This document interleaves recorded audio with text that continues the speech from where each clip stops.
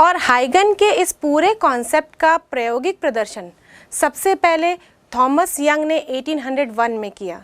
उन्होंने दो प्रकाश स्रोत लिए और जब दोनों प्रकाश स्रोतों का व्यतिकरण पैटर्न सामने रखे पर्दे पर देखा तो वो कुछ इस प्रकार दिखाई दिया। ये हम देख सकते हैं कि यहाँ पर अगर दो स्लिट हैं, दो डिफरेंट प्रकाश स्रोत यहाँ पर हम देख रहे हैं। अगर साधारण तौर पर हम उम्मीद करते तो हम क्या सोचते कि उस पर्दे पर दो चमकीली पट्टियाँ दिखाई देनी चाहिए, पर उस पर्दे पर क्या नज़र आ रहा है? चमकीली काली पट्टियों का एक पूरा स्पेक्ट्रम नज़र आ रहा है। ये पूरा पैटर्न हमको वहाँ पे नज़र आ रहा है और यही व्यतिकरण पैटर्न है और जिसको यंग्स ने अपने डबल स्लिट एक्सपेरिमेंट में सिद्ध किया। यदि हम देखें हमारे कमरे में भी दो ट्यूबलाइट या दो बल्ब रखे हों और दोनों को हम एक साथ ऑन करते हैं, क्या हमको दीवार पर वैसे ही चमकीली काली पट्टी नज़र आती है? ऐसा तो नहीं होता। हम दो बल्ब या दो ट्यूबलाइट को या दो कैंडल को एक साथ ऑन करते हैं तो पूरे कमरे की प्रकाश की जो तीव्रता होती है वो बढ़ जाती है। कहीं पर हमको ऐसे चमकीली और काली पट्टी या फिर इस प्रकाश ऊर्जा का असमान रूप से वितरण नज़र नहीं आता। इसका मतलब सामान्य स्थिति में व्यतिकरण की घटना को हम नहीं देख सकते। व्यतिकरण की घटना कुछ शर्तों के आधार पर लागू होती हैं, जैसे कि दो प्रकाश स्रोत दोनों ही कला संबद्ध होने चाहिए, यानी कि कोहेरेंट सोर्सेस होने चाहिए। अब ये कला संबद्ध स्रोत क्या होते हैं? दो स्रोत तभी कला संबद्ध कहलाती है जब उनकी आवृत्ति समान हो और उनके बीच में कला अंतर शून्य हो, या फिर समय के साथ साथ उनके बीच कला अंतर नहीं बदले, यानी कि नियत रहे।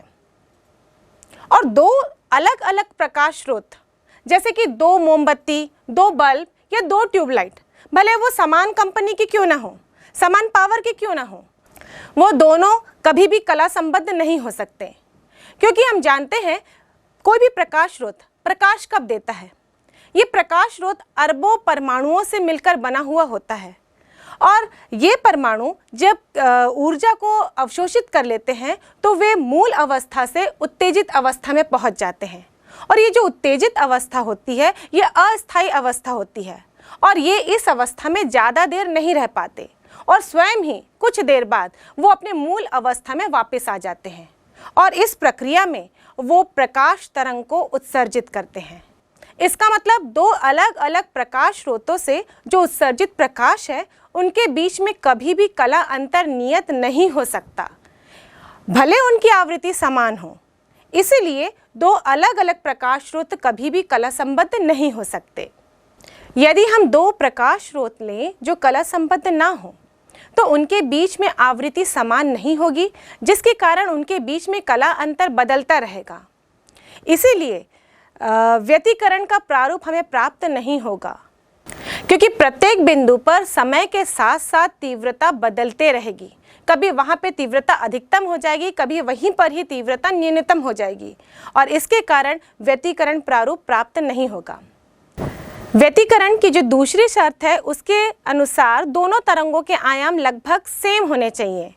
अगर दोनों तरंगों के आयाम सेम नहीं हुए उस कंडीशन में संपोषी व्यतिकरण तो ज़्यादा प्रभावित नहीं होगा, क्योंकि संपोषी व्यतिकरण में तो तीव्रता बढ़ जाती है, लेकिन जहाँ पर विनाशी व्यतिकरण होता है यानी कि तीव्रता घटती है, वहाँ पर अगर दोनों तरंगों के आयाम सेम ना हुए तो तीव्रता शून्य नहीं होगी और तीव्रता शून्य नहीं हुई तो उस समय संपोषी और विनाशी व्यतिकरण के बीच में जो अंतर है वो स्पष्ट नहीं हो पाएगा, या फिर यूँ कहे जो व्यतिकरण का पैटर्न है उसका विपर्यास यानी कि कॉन्ट्रास्ट अच्छा प्राप्त नहीं होगा, जिसके कारण जो व्यतिकरण प्रारूप है वो सुस्पष्ट नहीं होगा। व्यतिकरण की तीसरी शर्त, दोनों प्रकाश स्रोत एक वर्णी होने चाहिए, यानी कि मोनोक्रोमैटिक। हम जानते हैं कि श्वेत प्रकाश में 7 रंग होते हैं और सभी रंगों का तरंगदैर्ध्य अलग अलग होता है। यदि हम श्वेत प्रकाश लें तो उस कंडीशन में प्रत्येक रंग का अपना अपना व्यतिकरण प्रारूप प्राप्त होगा, यानी कि लाल का अलग होगा, बैगनी का अलग होगा, हरा, ऐसे सारे रंगों का अलग अलग प्राप्त होगा और ये सारे व्यतिकरण प्रारूप एक के ऊपर एक ओवरलैप हो जाएंगे और उस कंडीशन में भी व्यतिकरण प्रारूप स्पष्ट नहीं होगा, बल्कि एकदम रंगीन सा नज़र आएगा। और यूं कहें तो अलग अलग रंगों के व्यतिकरण प्रारूप एक दूसरे में अतिव्याप्त यानी कि ओवरलैप हो जाएंगे। व्यतिकरण की चौथी शर्त, दोनों तरंगों को एक ही दिशा में गमन करना चाहिए, या फिर यूं कहें कि जो दो प्रकाश स्रोत हों वो एक दूसरे से निकट हों। यदि प्रकाश स्रोत एक दूसरे से बहुत दूर हुए तो उनके बीच पथांतर अधिक होगा, और पथांतर अधिक हुआ तो अधिकतम तीव्रता की बिंदु और न्यूनतम तीव्रता के बिंदु ये दोनों एक दूसरे के बहुत ही निकट आ जाएंगे, और बहुत निकट आ जाएंगे उस कंडीशन में भी व्यतिकरण अतिव्याप्त हो जाएगा, ओवरलैप हो जाएगा, जिस कारण से व्यतिकरण पैटर्न सुस्पष्ट नजर नहीं आएगा। व्यतिकरण की नेक्स्ट शर्त, दोनों प्रकाश संकीर्ण होने चाहिए। यानी हमने जो प्रकाश स्रोत लिया यदि वो बहुत चौड़ा हुआ, इसका मतलब एक एक चौड़ा प्रकाश स्रोत बहुत सारे संकीर्ण प्रकाश स्रोतों की तरह व्यवहार करेगा। और जब दो हमने अलग अलग चौड़े प्रकाश स्रोत ले लिए यानी कि वहाँ पर बहुत सारे संकीर्ण प्रकाश स्रोत हो जाएंगे, और जो व्यतिकरण होगा वो एक युग्म का ना होकर बहुत सारे ऐसे युग्म हो जाएंगे, और सारे युग्मों का एक अपना व्यतिकरण प्रारूप प्राप्त हो जाएगा जो कि एक दूसरे के ऊपर ओवरलैप कर जाएंगे, और इस कारण व्यतिकरण प्रारूप सुस्पष्ट नहीं होगा। व्यतिकरण की नेक्स्ट शर्त, दो प्रकाश स्रोत लगातार प्रकाश को उत्सर्जित करने चाहिए, तभी तो व्यतिकरण प्रारूप स्थायी होगा। नेक्स्ट, यदि प्रकाश ध्रुवित हो, अभी हम ध्रुवण के बारे में बात नहीं किए हैं, ध्रुवण भी प्रकाश से जुड़ी एक घटना है जिसके बारे में हम चर्चा आगे टॉपिक में करेंगे। तो जब दो प्रकाश स्रोत हम ले रहे हैं, अगर वो ध्रुवित हों तो दोनों एक ही दशा में ध्रुवित होने चाहिए। अगर दोनों अलग अलग दशा में ध्रुवित हुए तो उनका जब व्यतिकरण होगा तो वहाँ पे व्यतिकरण प्रारूप प्राप्त नहीं होगा, बल्कि एक अध्रुवित प्रकाश हमको वहाँ पर मिल जाएगा। इसलिए दोनों प्रकाश स्रोत ध्रुवित एक ही दिशा में होने चाहिए। और इन सारी शर्तों को ध्यान में रखते हुए 1801 में थॉमस यंग ने सबसे पहले व्यतिकरण का प्रायोगिक प्रदर्शन किया। अब व्यतिकरण का प्रदर्शन करने के लिए उन्हें दो कला संबद्ध स्रोत चाहिए थे, और हम जानते हैं कि दो अलग स्रोत कभी भी कला संबद्ध नहीं हो सकते। उन्होंने इस एक प्रकाश स्रोत को दो स्लिटों के माध्यम से दो भागों में बांट दिया। अब ये जो दो प्रकाश स्रोत बने ये एक ही प्रकाश स्रोत के दो भाग थे, इसलिए ये कला संबद्ध स्रोत की तरह कार्य करने लगे। इस प्रयोग का एक्सपेरिमेंटल सेटअप यदि हम देखें तो इसमें एक संकीर्ण स्लिट था जिसको दो भागों में बांटा गया था इस दो स्लिट की सहायता से। इसीलिए यंग्स के इस एक्सपेरिमेंट को यंग्स द्विस्लिट एक्सपेरिमेंट यानी कि डबल स्लिट एक्सपेरिमेंट के नाम से भी जानते हैं, क्योंकि यहाँ पर एक प्रकाश स्रोत को दो कला संबद्ध स्रोत बनाया गया था दो स्लिटों के माध्यम से। अगर यह एक्सपेरिमेंटल सेटअप है और इस पर यदि हम न्यूटन का कणिका सिद्धांत अप्लाई करते, जिसमें कि हमने प्रकाश को कण माना था, यानी कि प्रकाश सरल रेखा में एक कण के माध्यम से गमन करती है, उसको अप्लाई करते तो इसका रिजल्ट कैसा होता। ये एक स्लिट है, इसमें मान लीजिए एक बॉल को ये पार्टिकल को पास करते और बहुत सारे बॉल या ये बहुत सारे कण इसमें से पास होते, तो पर्दे पर जो इसके सामने रखा है वहाँ पर आपको इन पार्टिकल्स का एक चमकीला पट्टी नज़र आता, यानी कि सारे पार्टिकल्स का पूरा समूह नज़र आता जो एक पट्टी के रूप में होता। यदि यही दो स्लिट होते तो ये सारे पार्टिकल्स इन दो स्लिटों के माध्यम से आगे बढ़ते और इस पर्दे पर हमको दो पट्टियाँ नज़र आती। वैसे ही प्रकाश के साथ भी होना चाहिए था जो एक्सपेरिमेंट यंग्स ने किया था। यहाँ पर इस एक स्लिट से आने वाला प्रकाश इस दो स्लिट के माध्यम से दो भागों में बढ़ रहा था, तो जो पर्दा है उस पर दो प्रकाश की पट्टियाँ हमको नज़र आनी चाहिए जो स्लिट के आकार की होती, क्योंकि हम जानते हैं कि प्रकाश सरल रेखा में गमन करता और उसके मार्ग में कोई अवरोध आ जाता तो उसकी छाया बनती है। तो यहाँ पर भी सेम ऐसा ही होना चाहिए था। ये जो प्रकाश एक स्रोत से निकल कर जा रही है उसके सामने अवरोध आ गया जो कि अपारदर्शी है, तो वहाँ पर उसकी छाया पर्दे पर बननी चाहिए थी। केवल जो दो स्लिट दिख रहे हैं वहीं से प्रकाश को गुजरना चाहिए था और उस पर्दे पे दो पट्टियाँ बननी चाहिए थी जो इस स्लिट की आकृति की होती। पर जो यंग्स के डबल स्लिट एक्सपेरिमेंट में रिजल्ट आया, इस पर्दे पर जो पैटर्न प्राप्त हुआ वो तो बिल्कुल चौंकाने वाला था। यहाँ पर दो प्रकाश की पट्टियों के बदले में बहुत सारी पट्टियां नजर आई, और ये भी पट्टियां कैसी थी? चमकीली काली पट्टियां नजर आई, जिसकी व्याख्या न्यूटन के कणिका सिद्धांत के आधार पर नहीं की जा सकती थी। इसका मतलब जो ये व्यतिकरण प्रारूप प्राप्त हुआ है उसकी व्याख्या केवल तरंग सिद्धांत से ही की जा सकती थी। इससे पहले हमने प्रकाश के इस व्यतिकरण प्रारूप को नहीं देखा था, इसलिए हम इसके तरंग नेचर को भी नहीं समझ पा रहे थे। इसको समझने के लिए हम जल में बनने वाले तरंगों की सहायता लेते हैं। यदि हम इस जल में एक डिस्टर्बेंस उत्पन्न कर दें तो ये डिस्टर्बेंस धीरे धीरे आगे की ओर बढ़ेगा। हम देख रहे हैं कि ये उतार और चढ़ाव के रूप में आगे बढ़ रहा है। ये जो चढ़ाव है उसको हम श्रृंग कहते हैं, और जो ये उतार है मतलब गहराई है, इसको हम लोग गर्त कहते हैं। इस प्रकार यदि दो जल तरंग हम लें, दो डिस्टर्बेंस लें, तो ये जब दो तरंगे आगे बढ़ेंगी तो यहाँ पर इन दोनों के बीच में कुछ अलग सा पैटर्न हमको देखने को मिल रहा है। और कुछ ऐसी ही घटना प्रकाश के साथ भी होती है। हम जानते हैं कि प्रकाश तरंग भी श्रृंग और गर्त के रूप में आगे बढ़ता है। तो यहाँ पर जो चमकीली पट्टी हमको नज़र आ रही है वो श्रृंग को दर्शा रही है, और जो काली पट्टी नज़र आ रही है वो गर्त को दर्शा रही है। और ये प्रकाश तरंग इस श्रृंग और गर्त यानी चमकीली और काली पट्टी के रूप में आगे बढ़ रहा है। यदि हम एक तरंगाग्र को देखें यहाँ पर, तो इस तरंगाग्र पर मौजूद कण फिर द्वितीयक तरंगिकाओं का निर्माण करते हैं, और इसी तरह तो कोई भी तरंगाग्र आगे बढ़ता है। तो जब इसे दो स्लिटों से गुजारा जाएगा, ये दोनों स्लिट बहुत ही संकीर्ण हैं, या यूँ कहे कि ये इतना संकीर्ण है यहाँ पर केवल एक ही कण विक्षोभ उत्पन्न कर सके। तो ये जो कण जो स्लिट S1 और S2 में है, ये द्वितीयक तरंगिकाओं यानी सेकेंडरी वेवलेट्स का निर्माण करेंगी, और इस प्रकार ये तरंगाग्र दोनों स्लिटों से आगे बढ़ेगा। और ये जब तरंगाग्र दोनों स्लिटों से आगे बढ़ेंगे तो इनके बीच में अध्यारोपण की घटना होगी। और अध्यारोपण की घटना दो तरीके से हो सकती है, जब श्रृंग के ऊपर श्रृंग मिले या गर्त के ऊपर गर्त, या फिर श्रृंग के ऊपर गर्त। तो जिन जगहों पर श्रृंग या गर्त और गर्त आपस में मिलते हैं वहां पर तीव्रता बढ़ जाती है। यहाँ पर कुछ ऐसे बिंदु दिख रहे हैं जहाँ पर श्रृंग गर्त और गर्त आपस में मिल रहे हैं, वहाँ पर तीव्रता बढ़ गई, यानी कि वहाँ पर हुआ संपोषी व्यतिकरण।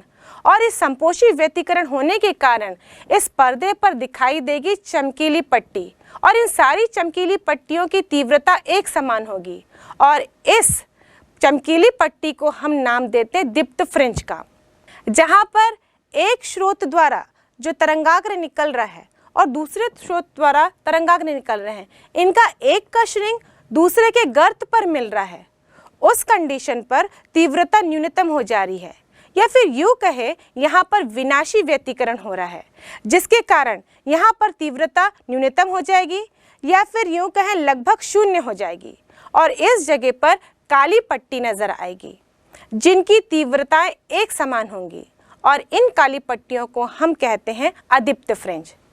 इस प्रकार ये व्यतिकरण प्रारूप जो प्राप्त होगा उसमें एक चमकीली एक काली पट्टियों का एक खूबसूरत सा पैटर्न होगा, जिसे हम दीप्त और अदीप्त फ्रिंज के नाम से जानते हैं। और यंग का ये पहला प्रयोग था जिसके कारण प्रकाश के तरंग सिद्धांत की पुष्टि हुई, और इस प्रयोग के द्वारा किसी भी प्रकाश के तरंग दैर्ध्य की भी गणना की जा सकती थी। और व्यतिकरण की ये घटना ऊर्जा संरक्षण के नियम के अनुकूल है। यदि हम दो तरंगे लें जिनकी तीव्रता I1 और I2 है, तो कुल तीव्रता I बराबर I1 प्लस I2 होगी। यदि संपोषी व्यतिकरण होता है तो व्यतिकरण की गणितीय अवधारणा के अनुसार I मैक्सिमम बराबर I1 plus I2 plus 2 root I1 I2 है। और वैसे ही जब विनाशी व्यतिकरण होता है यानी कि तीव्रता न्यूनतम हो जाती है, उस कंडीशन में I मिनिमम बराबर I1 plus I2 minus 2 root I1 I2, यानी कि औसत तीव्रता यदि हम ज्ञात करें तो होगा I एवरेज बराबर 1/2 I maximum plus I minimum, और इसके आधार पर हम औसत तीव्रता की गणना करें तो वो होगा I1 प्लस I2, या यूँ कहें हम कि व्यतिकरण ना होने की स्थिति में जो औसत तीव्रता है वो कुल तीव्रता के बराबर होगी, या ये कह सकते हम व्यतिकरण की घटना में प्रत्येक बिंदु पर प्रकाश की तीव्रता नियत रहती है। मतलब न्यूनतम तीव्रता की जगह से जो तीव्रता की हानि होती है वो कहाँ प्रकट हो रही है, वो अधिकतम तीव्रता की स्थिति में प्रकट हो जा रही है। इस प्रकार व्यतिकरण की घटना पूर्ण रूप से ऊर्जा संरक्षण के नियम के अनुकूल है। अब इस प्रयोग के एक्सपेरिमेंटल सेटअप के अनुसार यदि हम देखें तो S1 और S2 दो संकीर्ण स्लिट हैं जो कि दो कला संबद्ध स्रोत की तरह कार्य कर रहे हैं। माना कि इनके बीच की दूरी d है और जो स्लिट से पर्दे की दूरी है वो कैपिटल D है। माना कि इस पर्दे पर हम S1 और S2 से समान दूरी पर एक बिंदु लें जो कि इस S1 और S2 के बीचों बीच होगा, जिसको हम O से दर्शा रहे हैं। इस O बिंदु पर S1 और S2 से चलने वाली प्रकाश तरंग, इन दोनों के बीच में कोई पथांतर नहीं होगा, ये एक ही समय में एक साथ पहुंच जाएंगी। और जब इनके बीच में पथांतर शून्य होगा तो कलांतर भी नहीं होगा। इसका मतलब इस O बिंदु पर संपोषी व्यतिकरण होगा, जिसके कारण यहाँ पर तीव्रता बढ़ जाएगी। तो O बिंदु पर हमें दीप्त फ्रिंज प्राप्त होगा, यानी कि जो केंद्रीय फ्रिंज है वो हमेशा दीप्त फ्रिंज ही होगा। लेकिन यदि हम कोई और बिंदु लेते हैं जैसे कि P, जो कि इस मान लीजिए O बिंदु से x दूरी पर है, अब यहाँ पर व्यतिकरण संपोषी होगा या विनाशी होगा, ये निर्भर करता है इन दोनों तरंगों के पथांतर पर। इस P बिंदु पर S1 से जो तरंग निकल रही है वो पहले पहुंच जाएगी और जो S2 स्रोत से तरंग निकलेगी वो देर से पहुंचेगी, तो दोनों के बीच में पथ का अंतर आ जाएगा। अब इस P बिंदु पर तीव्रता अधिकतम होगी या न्यूनतम, ये निर्भर करता है इस स्लिट S1 और S2 से आने वाले तरंगों के पथांतर पर। तो सबसे पहले हम इस पथांतर को ज्ञात करते हैं। उसके लिए हम इस चित्र में थोड़ा सा कंस्ट्रक्शन करेंगे। हम यहाँ पर S1 से एक सरल रेखा खींचेंगे जो कि सीधे पर्दे पर Q बिंदु पर टच कर रही होगी, और वैसे S2 से भी एक सरल रेखा खींचेंगे जो कि इस पर्दे को R बिंदु पर टच कर रही होगी। अब इस दोनों स्लिट के बीच में जो बिंदु है उसको भी इस पर्दे के O बिंदु से ज्वाइन कर देते हैं। इसका मतलब इस स्लिट S1 और S2 के बीच की जो दूरी है D, इसको हम दो बराबर भागों में बांट दे रहे हैं। S1 O1 बराबर O1 S2, और वैसे ही OQ बराबर OR, ये सभी होंगे D/2 के बराबर।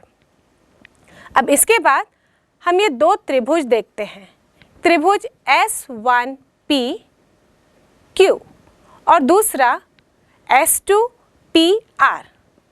इन दोनों त्रिभुजों से हम S1P और S2P का मान ज्ञात करेंगे पाइथागोरस का प्रमेय लगा के।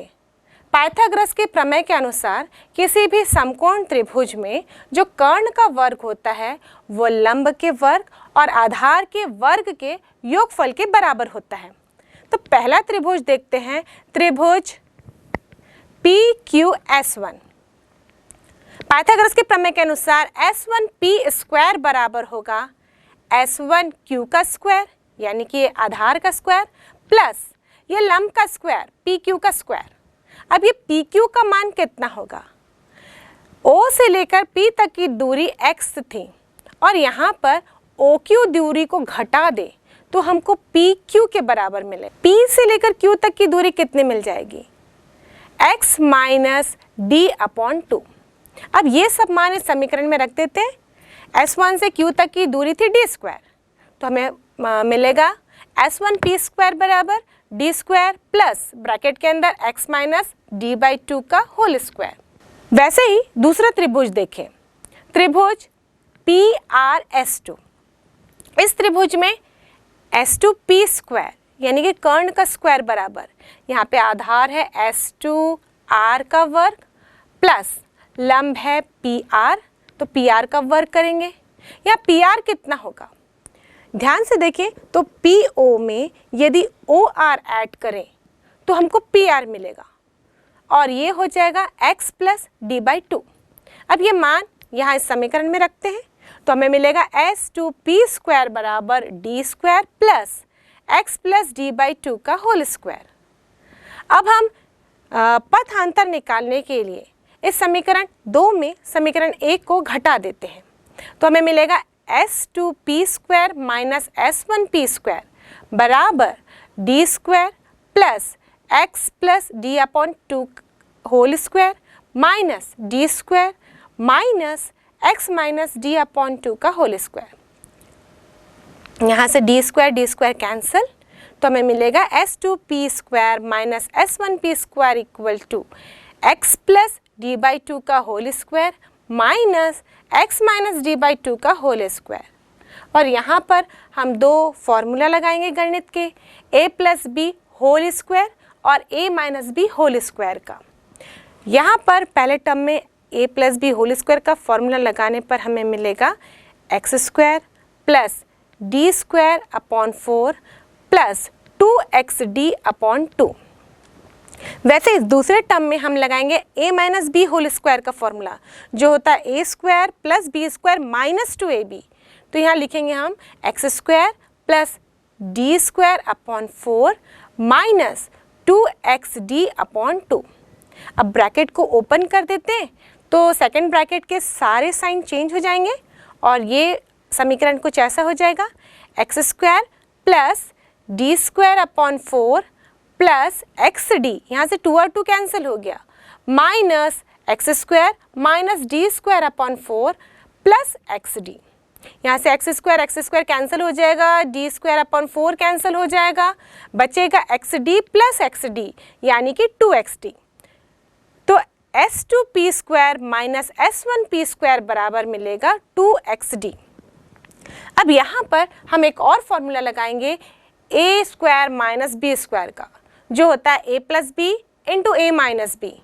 तो इसे हम आगे कैसे लिखेंगे, S2P plus S1P into S2P minus S1P equal to 2xd। और यहाँ से S2P माइनस S1P बराबर 2xd upon S2P plus S1P। और ये जो S2P माइनस S1P है यही तो इस S1 स्रोत और S2 स्रोत से निकलने वाली तरंग जो P बिंदु पर पहुँच रही है उन दोनों का अंतर है। जैसे कि हम चित्र में देख रहे हैं S1 से निकलने वाली तरंग पहले पहुँचेगी और S2 से निकलने वाली तरंग बाद में पहुँचेगी और यही इनके पथांतर होगा। तो इसको हम रिप्रेजेंट करेंगे डेल्टा से। तो डेल्टा बराबर होगा 2xd upon S2P plus S1P। यदि ये P बिंदु इस O बिंदु के बहुत पास हो, क्योंकि जो व्यतिकरण पैटर्न ये बहुत बड़े क्षेत्र पे नहीं मिलता, ये बहुत ही कम एरिया पे हमको प्राप्त होता है, इसलिए यदि P बिंदु O के बहुत ही पास है तो हम ये मान सकते हैं कि जो S1 से आने वाली तरंग है वो भी लगभग O के पास ही पहुंच रही है और S2 से भी जो आ रही तरंग वो भी O के पास पहुंच रही है। और हम जानते हैं कि S1 और S2 भी एक दूसरे के बहुत करीब हैं, तो हम ये कह सकते हैं कि S2P बराबर S1P बराबर इस स्लिट से इस पर्दे की दूरी यानी कि D होगा। तो यहाँ पर हम लिखेंगे डेल्टा बराबर 2xd upon D plus D और डेल्टा बराबर 2xd अपॉन 2D। यहाँ से 2 और 2 कैंसिल हो जाएंगे तो पथांतर डेल्टा बराबर होगा xd अपॉन d। और यही पथ अंतर ही दीप्त और अदीप्त फ्रिंज का कारण है। दीप्त फ्रिंज प्राप्त करने के लिए मतलब संपोषी व्यतिकरण अधिकतम तीव्रता के लिए जो पथांतर है वो λ/2 का समगुणक होता है। तो हम यहाँ लिखेंगे डेल्टा बराबर 2n λ/2 और डेल्टा का मान कितना निकालें, xd अपॉन d। तो यहाँ से x बराबर मिलेगा 2n λd अपॉन 2d। ये x क्या थी, O से लेकर P तक की दूरी, मतलब ये दीप्त फ्रिंज की स्थिति को बताती है। तो x बराबर होगा n lambda d upon d, जहाँ पर n का मान 0, 1, 2, 3 इस तरीके से आगे बढ़ता जाएगा। यदि हम n बराबर 0 रखते हैं तो ये केंद्रीय फ्रिंज की स्थिति बताता है और केंद्रीय फ्रिंज भी दीप्त फ्रिंज होगा। उसके बाद हम n बराबर 1, 2, 3 इस प्रकार रखते जाते हैं तो ये प्रथम दीप्त फ्रिंज, द्वितीय दीप्त फ्रिंज, तृतीय दीप्त फ्रिंज की स्थिति को बताते जाएगा।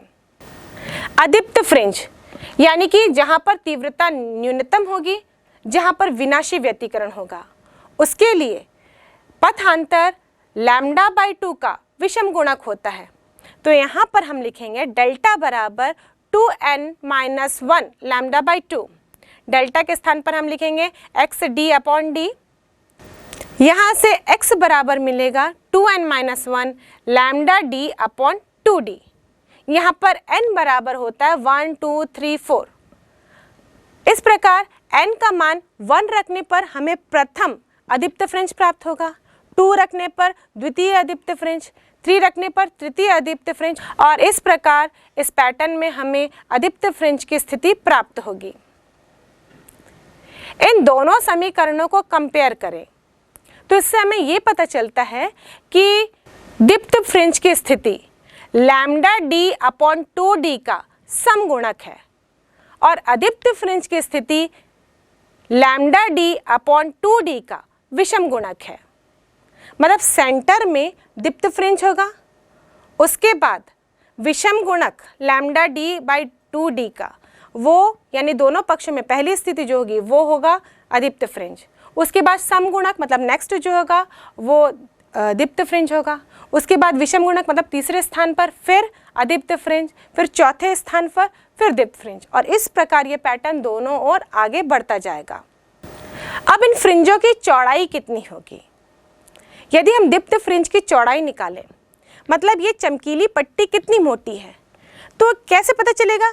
इसका मतलब जो दो क्रमागत काली पट्टियां दिख रही हैं उनके बीच का अंतर हम निकालेंगे। तो किसी दीप्त फ्रिंज की चौड़ाई ज्ञात करनी हो तो दो क्रमागत अदीप्त फ्रिंजों के बीच का अंतर निकालते हैं। माना कि nवी अदीप्त फ्रिंज की स्थिति xn बराबर दी जाती है 2n-1 λd अपॉन 2d। या तो हम इससे एक आगे वाला दीप्त फ्रिंज लेंगे या इससे एक कम वाला दीप्त फ्रिंज लेंगे। दोनों स्थिति में ज्ञात करोगे तो वही निष्कर्ष हमको प्राप्त होंगे। माना कि हमने इससे जस्ट एक आगे का दीप्त फ्रिंज लिया है जिसकी स्थिति होगी xn+1, तो यहाँ n के स्थान पर हम n+1 रखेंगे और n+1 रखने पर हमें मिलेगा 2n+1-1 λd अपॉन 2d। इसको सॉल्व करने पर हमें मिलेगा 2n+1 λd अपॉन 2d। अब इन दोनों के बीच का अंतर निकालते हैं और ये अंतर दीप्त फ्रिंज की चौड़ाई बताता है जिसे हम β1 से दर्शाएंगे। तो β1 बराबर होगा xn+1 माइनस xn। यहाँ पर मान रखते हैं, xn+1 का मान है 2n+1 λd upon 2d minus 2n-1 λd upon 2d, और इसको हल करने पर 2 λd अपॉन 2d और ये हो जाएगा λd अपॉन d के। तो दीप्त फ्रिंज की चौड़ाई λd अपॉन d होगी। और इसी प्रकार अदीप्त फ्रिंज की चौड़ाई, ये दो क्रमागत दीप्त फ्रिंजों के बीच का अंतर होगा। तो हम दो क्रमागत दीप्त फ्रिंजों के बीच का अंतर निकालते हैं। माना कि nवा दीप्त फ्रिंज xn बराबर n λd अपॉन d, इससे एक ज़्यादा भी ले सकते हैं, एक इससे एक कम भी ले सकते हैं। हम कोई भी दीप्त फ्रिंज ले सकते हैं। माना हमने इससे एक आगे का दीप्त फ्रिंज लिया है तो xn+1 बराबर होगा, n के स्थान पर n+1 लिख देंगे, n+1 λd अपॉन d। अब अदीप्त फ्रिंज की चौड़ाई जिसे हम β2 से दर्शा रहे हैं, इन दोनों के बीच का अंतर होगा। तो xn+1 माइनस xn बराबर हमको मिलेगा n+1 λd upon d minus λd upon d। इसको हल करने पर β2 बराबर λd अपॉन d प्राप्त होगा और ये β1 के बराबर है। इसका मतलब β1 बराबर β2 बराबर बीटा बराबर λd अपॉन d, यानी कि दीप्त फ्रिंज और अदीप्त फ्रिंज की चौड़ाई समान है, ये लैम्डा डी अपॉन डी के बराबर होती है। अब इस दीप्त फ्रिंज और अदीप्त फ्रिंज यानी कि जो व्यतिकरण प्रारूप हमको पर्दे पर प्राप्त हुआ है, इसका ग्राफिकल रिप्रेजेंटेशन देखें। यदि हम y अक्ष में तीव्रता को बनाएं और x अक्ष में कला अंतर, सेंटर में हमने 0 लिया है कला अंतर, और ये व्यतिकरण प्रारूप इस केंद्रीय फ्रिंज के दोनों ओर प्राप्त होता है, इसलिए दोनों ओर हमने ग्राफ को बनाया है। हमने इधर पाई, 2 पाई, 3 पाई, 4 पाई, 5 पाई दोनों ओर प्लॉट किए हैं। तो जो सेंटर में हमने देखा, जब कला अंतर 0 हो वहाँ पर तीव्रता अधिकतम होती है। जब कला अंतर पाई का विषम गुणक होता है वहाँ पर तीव्रता न्यूनतम होती है, और जब कला अंतर पाई का सम गुणक होता है वहाँ पर तीव्रता अधिकतम होती है। तो ये ग्राफ कुछ इस प्रकार बनेगा, पाई, 3 पाई, 5 पाई, 7 पाई। इस प्रकार इस स्थिति में न्यूनतम तीव्रता प्राप्त होगी, केंद्र पर तीव्रता अधिकतम होगी, और 2 पाई, 4 पाई यानी कि सम गुणक पर तीव्रता का मान अधिकतम होगा। अब यही ग्राफ तीव्रता और पथांतर के बीच में बनाएं, तो x अक्ष में हम पथांतर लेते हैं 0, lambda by 2, 2 lambda by 2, 3 lambda by 2, 4 lambda by 2, 5 lambda by 2, दोनों तरफ हमने बनाया। ये 2 लैम्डा बाई 2 को हम केवल लैम्डा, 4 लैम्डा बाई 2 को 2 लैम्डा, और 6 लैम्डा बाई 2 को केवल 3 लैम्डा। इस प्रकार भी ग्राफ को बनाया जा सकता है। मैं सिर्फ कंपेयर करने के लिए इसको इस तरीके से बना रही हूँ ताकि हम देखें कि लैम्डा बाई 2 के सम गुणक पर क्या प्राप्त होता है और लैम्डा बाई 2 के विषम गुणक पर हम कैसे ग्राफ बनाते हैं। तो जैसे कि हमने गणितीय कैलकुलेशन किया, वहाँ देखा कि जहाँ पर पथांतर लैम्डा बाई 2 का सम गुणक था वहाँ पर तीव्रता अधिकतम थी, और सेंटर पर 0 पर जहाँ पर पथांतर 0 था, कोई पथांतर ही नहीं था, वहाँ पर भी तीव्रता अधिकतम थी। तो इस प्रकार अधिकतम का ग्राफ बनेगा, और जो लैम्डा बाई 2 के विषम गुणक की स्थितियाँ थी वहाँ पर न्यूनतम तीव्रता प्राप्त हो रही थी। तो इस प्रकार का ग्राफ बनेगा, सम गुणक वाले स्थान पर तीव्रता अधिकतम होगी लैम्डा बाई 2 के, और लैम्डा बाई 2 के विषम गुणक वाले स्थिति में तीव्रता न्यूनतम होगी। अभी हमने स्पेशल कंडीशन में व्यतिकरण प्रारूप देखा। ये व्यतिकरण प्रारूप जो प्राप्त हुआ था, ये सारे व्यतिकरण की शर्तों का पालन करके हुआ था, लेकिन यदि इनकी स्थितियों में परिवर्तन कर दें तो इस व्यतिकरण प्रारूप में क्या चेंजेस मिलेगा, इसको हम देखते हैं। यदि हम इस एक्सपेरिमेंट में एक वर्णीय प्रकाश की जगह श्वेत प्रकाश ले लेते हैं, उस कंडीशन में क्या होगा। हम जानते हैं कि श्वेत प्रकाश 7 रंगों से मिलकर बना है, और प्रत्येक रंग का अपना व्यतिकरण प्रारूप होता है। जैसे कि हमने लाल रंग के लिए देखा, इसमें फ्रिंजों की चौड़ाई अधिक होती है, मतलब चौड़े चौड़े फ्रिंज मिलते हैं, और बैंगनी रंग के लिए फ्रिंजों की चौड़ाई कम होती है, यानी कि पतले पतले फ्रिंज हमको प्राप्त होते हैं। तो जब हम एक वर्णीय प्रकाश की जगह पर श्वेत प्रकाश रख दें, जो सेंटर पोर्शन है यानी केंद्रीय फ्रिंज का, वो तो श्वेत होगा, क्योंकि वहाँ पर सारी किरणों का जो अधिकतम वैल्यू है या अधिकतम तीव्रता है वो तो उस पॉइंट पर मिलेगी। और जब सारे रंग एक साथ मिल जाते हैं तो वहाँ पर सभी रंगों के मिक्स होने के कारण एक श्वेत प्रकाशी उत्पन्न होता है, यानी कि जो बीच वाला सेंटर वाला फ्रिंज होगा वो नो डाउट वाइट ही होगा, एक श्वेत प्रकाश के रूप में ही होगा। लेकिन इस सेंटर फ्रिंज के अगर दोनों किनारों में हम देखें तो ये रंगीन होंगे, और इनके रंग भी कैसे डिस्ट्रीब्यूट होंगे, अंदर बैगनी होगा जो धीरे धीरे बाहर की ओर चलते चलते लाल हो जाएगा। वो 7 रंगों का वर्णक्रम जैसे होता है उसी आधार पर ये बैगनी से लाल हो जाएगा दोनों किनारों पर। और ये रंगीन पट्टियां भी कुछ इस प्रकार होंगी कि ये केंद्रीय फ्रिंज की तरफ बैगनी रंग की होंगी और आगे चलते चलते ये लाल रंग की हो जाएंगी, जैसे कि विबग्योर में होता है। और उससे आगे यदि हम देखें तो जो अदीप्त फ्रिंज है उसमें भी दीप्त फ्रिंज के कुछ रंग घुस जाएंगे और यहाँ पर व्यतिकरण प्रारूप गायब हो जाएगा। अदीप्त फ्रिंज में दीप्त फ्रिंज के कुछ रंग अति व्याप्त हो जाएंगे और इस प्रकार व्यतिकरण प्रारूप रंगीन होते होते गायब ही हो जाएगा। अब इसी प्रयोग को वायु के स्थान पर किसी द्रव में किया जाए। यदि हमने इस पूरे एक्सपेरिमेंट को पानी में डुबा दिया है और उस समय पानी का अपवर्तनांक हवा की तुलना में यानी कि a म्यू w बराबर होगा lambda a upon lambda w, जहाँ लैम्डा a वायु में तरंग दैर्ध्य होगा और लैम्डा w पानी में तरंग दैर्ध्य होगा। और हम जानते हैं a म्यू w का मान 1 से अधिक होता है, इसका मतलब lambda a upon lambda w का मान भी 1 से अधिक होगा।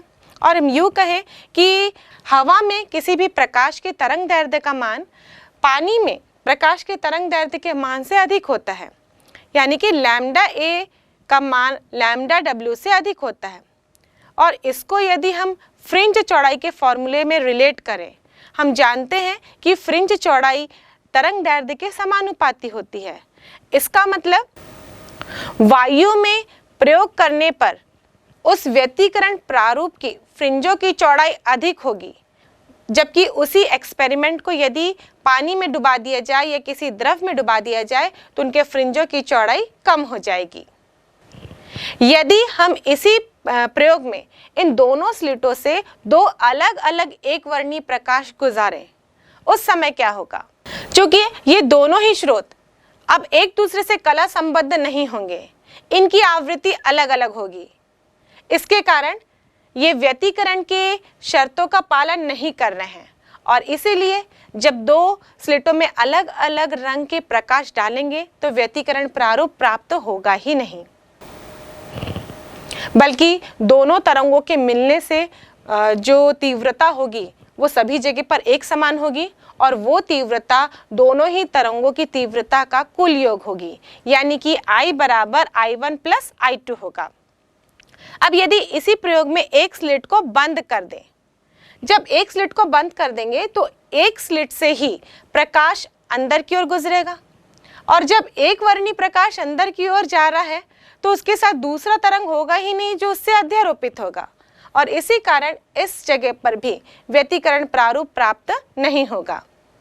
लेकिन यदि एक विशेष स्थिति हो, यानी कि जो स्लिट हमने लिया है वो बहुत ही संकीर्ण हो, इतना संकीर्ण कि उसका आकार इस एक वर्णी प्रकाश की तरंग दैर्ध्य की कोटि का हो, उस समय प्रकाश की एक दूसरी घटना होती है जिसे हम डिफ्रैक्शन या विवर्तन के नाम से जानते हैं और वहां पर भी इस प्रकाश ऊर्जा का असमान वितरण होता है, यानी कि तीव्रता का असमान वितरण हो जाता है और एक नए प्रकार का प्रारूप प्राप्त होता है जिसे हम विवर्तन प्रारूप कहते हैं।